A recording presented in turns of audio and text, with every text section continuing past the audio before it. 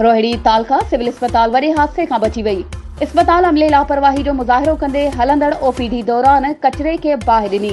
जंहिं दौरान कचरे में पयल बोतलुनि जा धमाका थिया, जंहिं ते औरत मरीज़नि में भारी पइजी वई। केतिरी देर अस्पताल में ओपीडी बंद करे अस्पताल अमले बाहि ते ज़ाब्तो आंदो।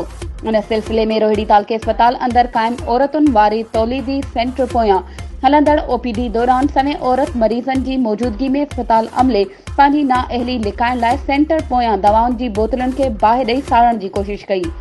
बाहि दौरान दवाउनि सां भरियल शीशे जी बोतलुनि में धमाका शुरू थी विया, जंहिं सबबि तौलीदी सेंटर अंदर मौजूद मरीज़ तोड़े मरीज़नि सां गॾु आयल समय औरतुनि में भारी पइजी वई।